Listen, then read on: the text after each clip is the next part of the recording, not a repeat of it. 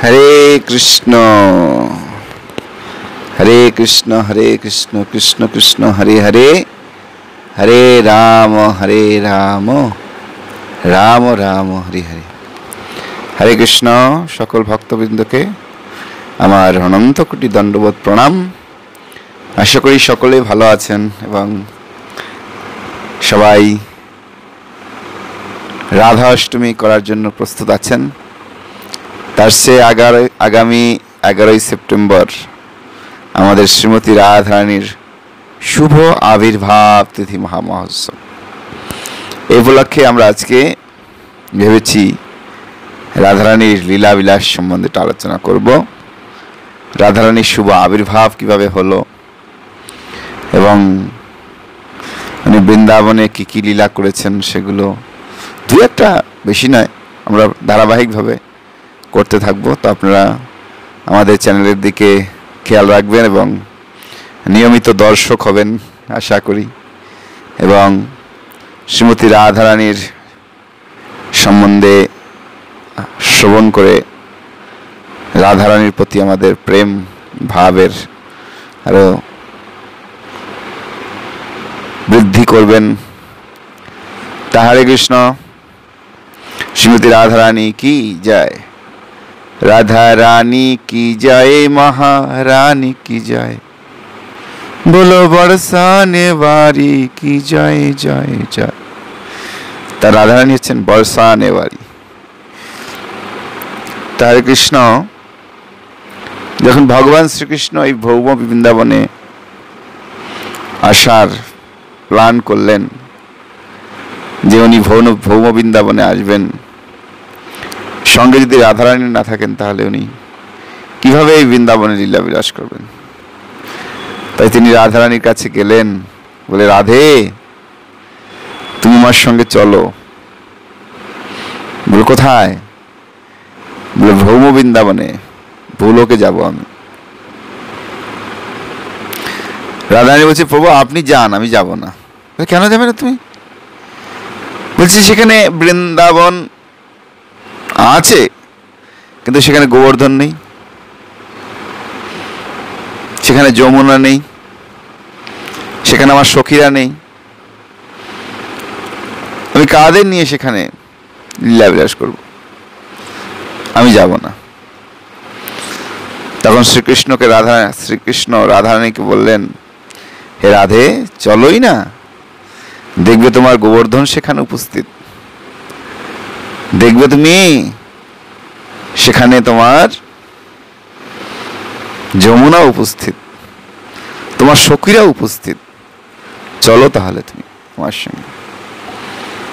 তখন রাধারানী বলেন, দেখো আমি তোমার সাথে যেতে পারি কিন্তু আমার প্রথম দর্শন তোমাকেই চাই,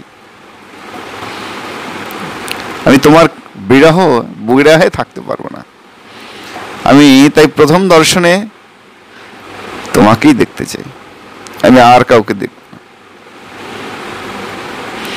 আমি কোনো জড়জগতের যারা রক্ত মাংস দিয়ে তৈরি সেই সমস্ত মানুষকে দেখব না, আমি তোমাকেই দেখতে চাই, আমি আমার সচ্চিদানন্দ পুরুষ পরমেশ্বরকে দেখতে চাই। তো কৃষ্ণ বললেন ঠিক আছে, আমি তোমাকে দর্শন দেব, চলো এবার। ঠিক আছে। যখন একবার কি হয়েছিল, হিমালয়ের কন্যার বিবাহ হয়েছিল। হিমালয়ের কন্যা কে জানেন আপনারা? উনি হচ্ছেন পার্বতী। আর পার্বতীর বিবাহ কার সঙ্গে হয়েছিল? ভোলেনাথের সঙ্গে। এবং এই বিবাহ হিমালয় পর্বতরাজ উনি এত ধুমধাম করে করেছিল যে চারদিক শুধু আলোই আলো, এবং এত আড়ম্বর, সমস্ত দেব দেবতা, ব্রহ্মা সবাই সেই বিবাহে উপস্থিত হয়েছিল, মুনি ঋষি, কারণ ভোলেনাথের বিবাহ বলে কথা। এবং পার্বতী কঠোর তপস্যা করে ভোলেনাথকে তার পতিরূপে প্রাপ্ত হয়েছিলেন। তখন সেই বিবাহে অনেক দেবতা পর্বতদেরও নিমন্ত্রণ করা হয়েছিল। সেই পর্বতের মধ্যে বিন্ধ্যাচল পর্বত ছিলেন। আপনারা জানেন বিন্ধ্যাচল সম্বন্ধে। বিন্ধ্যাচল হিমালয়কে দেখে তিনিও উঁচু হতে লাগলেন। উঁচু হতে হতে হতে হতে হিমালয়ের থেকেও অনেক উঁচু হয়ে গেছে। এখন সবাই বলছেন এর একটা প্রতিকার দরকার। ভারতবর্ষের মাঝখানে বিন্ধ্যাচল এত উঁচু হয়ে গেছে যাতে মানুষ এপার ওপার করতে পারছে না, কেউ এদিক থেকে ওদিকে যেতে পারছে না। তখন একদিন অগস্ত্য মুনি এসে বললেন, বিন্ধ্যাচল, আমি একটু দক্ষিণ ভারতে যেতে চাই গোদাবরী স্নান করার জন্য। তখন বিন্ধ্যাচল বললেন, কি করব প্রভু আমি? বলে, তুমি একটু নিচু হয়ে যাও। তুমি নিচু হলে আমি তোমাকে ডেঙিয়ে সেখানে যাব। তো বিন্ধ্যাচল ছোট হতে লাগলেন। ধীরে ধীরে ধীরে ধীরে ধীরে ধীরে তিনি মাটির সঙ্গে মিশে গেলেন। তখন অগস্ত্য মুনি, দেখো বিন্ধ্যাচল, তুমি বড় হইও না, কেন? আমি আবার ফিরে আসব। অগস্ত্য মুনি যে গেলেন, তিনি আর সেই পথে ফিরলেন না। তাই বিন্ধ্যাচলকে আর বড় হতে পারলেন। কিন্তু বিন্ধ্যাচল যখন নিমন্ত্রণ পেলেন, হিমালয়ের কন্যার বিবাহতে গেলেন এবং দেখলেন এত সুন্দর আয়োজন এবং একজন শ্রেষ্ঠ দেবতা ভোলেনাথের সঙ্গে, ভগবান ভোলেনাথের সঙ্গে পার্বতীর বিবাহ হচ্ছে। সে দেখে বিন্ধ্যাচলের হৃদয়ে এক বাসনা হলো। কি বাসনা? যে হ্যাঁ, আমার যদি একটা কন্যা হয় তাহলে আমি এর চেয়ে বড় যে পাত্র আছে তার কাছে তাকে বিবাহ দেব। দেখুন, ভগবান সবার বাসনা পূর্ণ করেন। হ্যাঁ, তার কিছুদিন পরেই বিন্ধ্যাচলের পত্নী গর্ভবতী হলেন এবং তিনি 2 কন্যা সন্তানের প্রসব করলেন। এক হচ্ছে শ্রীমতী রাধারানী, আর এক হচ্ছে চন্দ্রাবলী। তো কি হয়েছে, যখন পুতনা ব্রজে, বালঘাতিনী পুতনা ব্রজে বাচ্চাদের তুলে তুলে নিয়ে যাচ্ছিল কংসের নির্দেশে,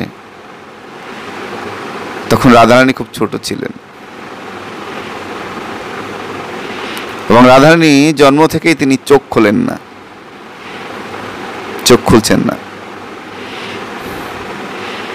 তো পুতনা কি করেছে, সে হিমালয়ের 2 কন্যাকে, বিন্ধ্যাচলের 2 কন্যাকে তুলে নিয়ে এসছে এবং গরুড় যখন তাকে ধাওয়া দিয়েছে, সে কন্যাদের নিচে ফেলে দিয়েছে।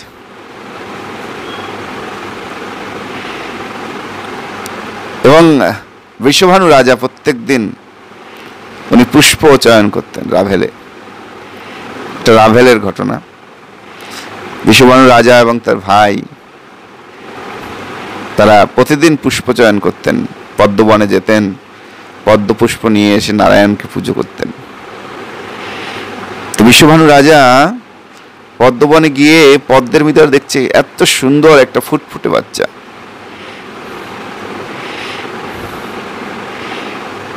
তখন ভাবলেন যে আমি বাড়িতে নিয়ে যাই, কীর্তিদা দেখলে খুব খুশি হবে। তখন বৃষভানু রাজা শ্রীমতী রাধারানীকে নিয়ে আসলেন, তার ভাই চন্দ্রাবলীকে নিয়ে গেলেন। তো রাধারানীকে ঘরে নিয়ে গেলেন। ঘরে নিয়ে গেলে সেখানে দেখছেন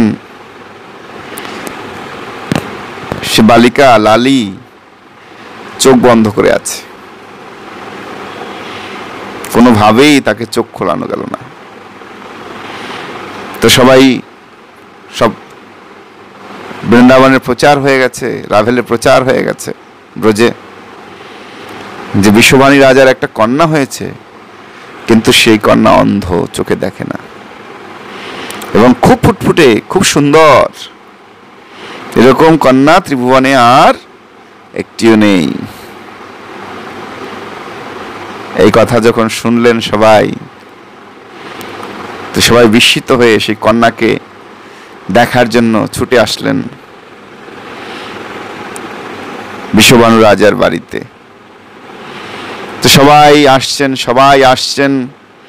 তো যখন নন্দ মহারাজ এই খবর পেলেন, তো নন্দ মহারাজও যশোদাকে নিয়ে, বালকৃষ্ণকে নিয়ে সেখানে গেলেন।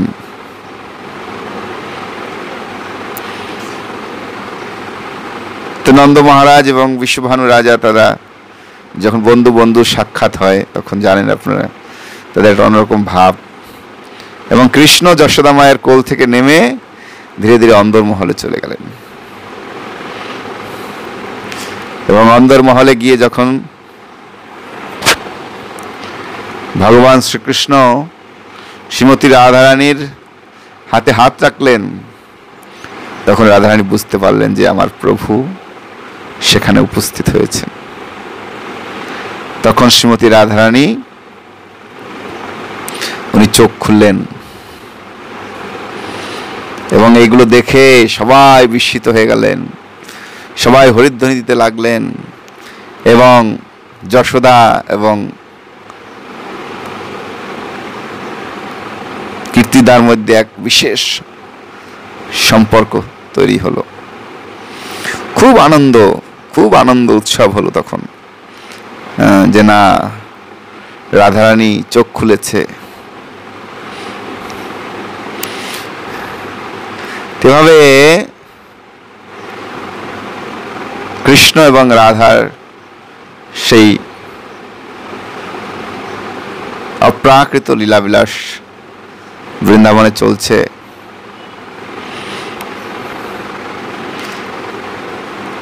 এভাবে রাধা কৃষ্ণের লীলা বৃদ্ধি হচ্ছে।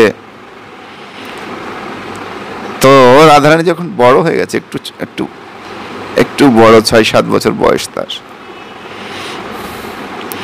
তো হঠাৎ রাধারানী তার সখীদের নিয়ে খেলা করছেন। সেই সময় হঠাৎ সেখানে দুর্বাসা মুনি উপস্থিত হলেন। দুর্বাসাকে দেখে সমস্ত সখীরা দৌড়ে পালিয়ে গেছে, এ বাবা দুর্বাসা মুনি এসছে, চলো পালাও। কিন্তু রাধারানী সেখান থেকে পালান। রাধারানী বলছে, তোমরা যেও না, দাঁড়াও, দেখো, এই না রাধে, চলে যাও, দুর্বাসা মুনি অভিশাপ দিয়ে দেবে। বলে, যে অভিশাপ দেয় সে আশীর্বাদও দেয়। শুধু অভিশাপে কি দেয়, সে আশীর্বাদও দেয়। তো দুর্বাসা মুনিকে দেখে রাধারানী আর কোথাও গেলেন না, ওখানে দাঁড়িয়ে রইলেন। তখন দুর্বাসা বলছেন, হে লালি, তুমি কেন গেলে না? সবাই তো পালিয়ে গেল। বলে, না, আমি পালাইনি। কেন? আমি বলেছি যে অভিশাপ দেয় সে আশীর্বাদ দিতে পারে, তার আশীর্বাদ খুব ফলপ্রসূ হয়।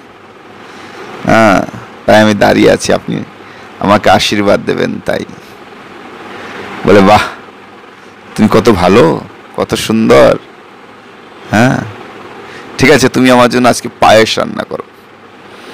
তো রাধারানী এই কথা শুনে দৌড়ে গিয়ে খুব সুন্দর পায়েস রান্না করলেন, অপূর্ব অপ্রাকৃত পায়েস, যার সুগন্ধ চারদিকে মোমো করছে। সে পায়েস যখন দুর্বাসা মুনির সামনে প্রস্তুত করলেন, দুর্বাসা মুনি তার ঘ্রাণ শুকেই মোহিত হয়ে গেলেন। বাহ, এরকম পায়েস আমি কখনো খাই। এটা কোনো সাধারণ মানুষ এরকম পায়েস রন্ধন করতে পারে না। তুমি অবশ্যই সেই পরমেশ্বরী ভগবান শ্রী রাধারানী। তখন দুর্বাসা মুনি পায়েস আস্বাদন করার পরে রাধারানীকে আশীর্বাদ দিলেন,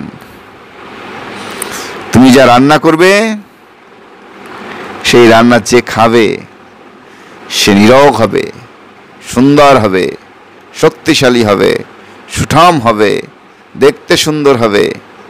হ্যাঁ, আর তোমার রান্নার স্বাদ হবে অপ্রাকৃত, প্রত্যেক দিন আলাদা আলাদা হবে।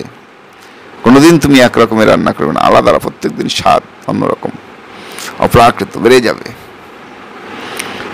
যেভাবে দুর্বাসা মুনি রাধারানীকে খুব বর দিলেন। এই কথা শুনে